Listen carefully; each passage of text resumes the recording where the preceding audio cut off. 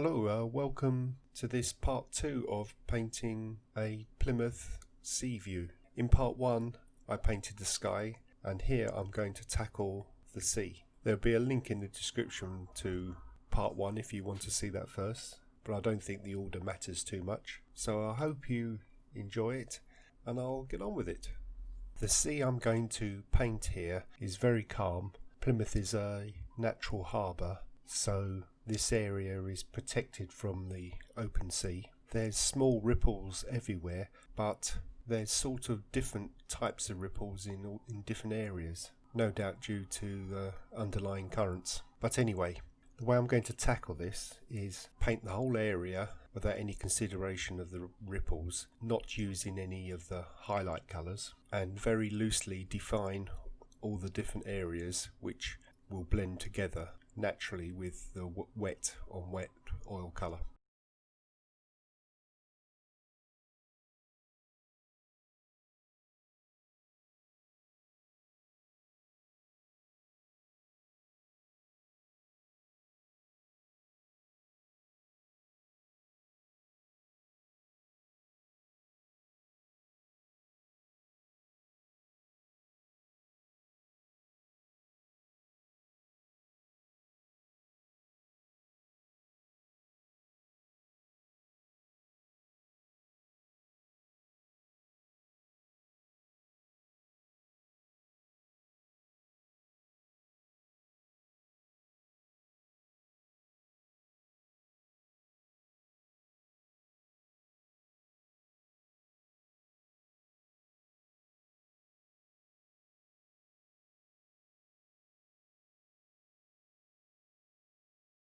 I've waited for the sea area to thoroughly dry, and here I've got a 9mm Rake brush from the SAA. I'm sure there's other makes, and with this brush you can see, hopefully, that it has lots of little separate hairs at the end, and I'm going to use that to give you the impression of the little ripples. There's hundreds if not thousands of little dashes to be painted, and this rake brush will make quite short work of it. I've picked a highlight colour as I'm painting just as the sun hits the top of the little waves, and I want to cover the whole area with these little ripples, and when that's done I'll assess the overall look and make adjustments.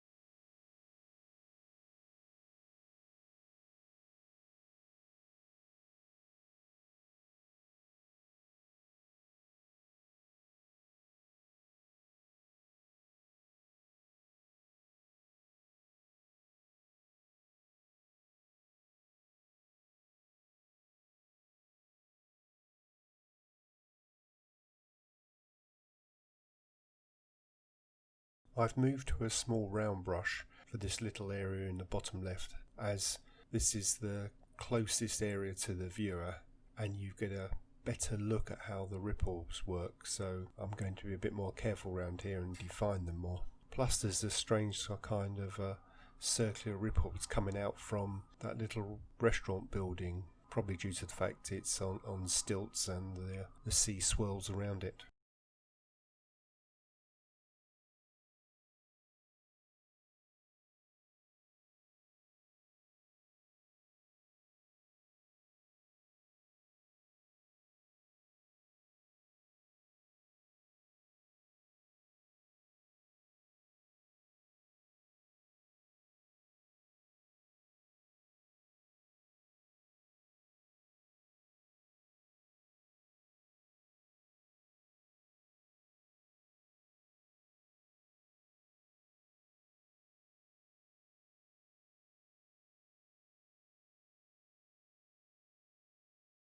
The area on the right just catches the sun, so I'm actually going to use some colour here. As you may have noticed, the rest of the sea is very grey. That's because it's getting dark, and as it gets dark, your ability to see colour diminishes, so everything turns grey. You may have noticed this when you try and work out what colour a car is at night, and it's very difficult. Plus, this is England, where the sea tends to be grey most of the time anyway. Only on rare sunny days do you get to see a bit of blue.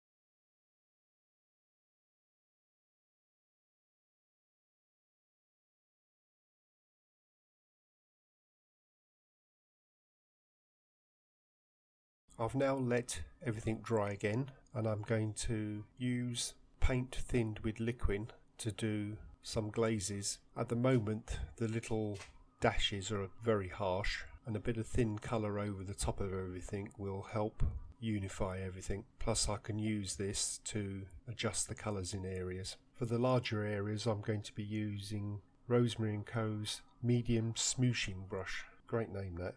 It's a kind of miniature blender, and I'm finding I'm using this brush more and more for everything.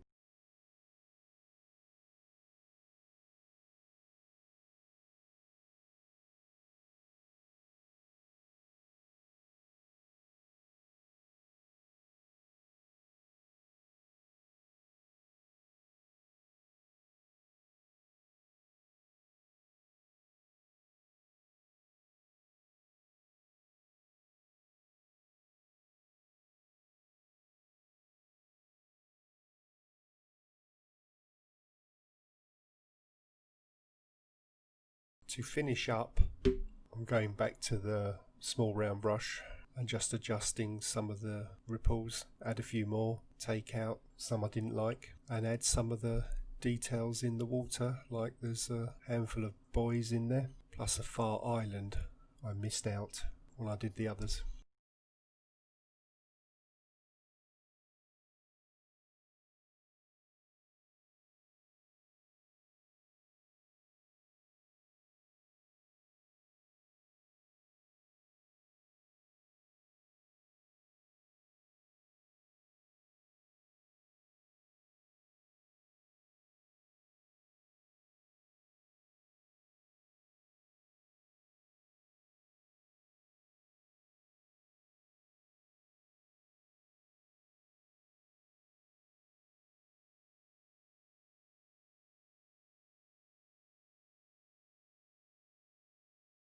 I'm going to call that finished for now. Like the sky, I will possibly do a little more adjustment to it once everything's been painted. Only then can you really assess how it all works together. And I thank you for watching. It really is appreciated. And if you could possibly like and subscribe, that would also be greatly appreciated. It's the lifeblood of the channel. And don't forget to press the notification button so you'll be informed when the next video comes out, which should be painting the buildings of this scene. Thank you, and I hope to see you on the next video. Goodbye.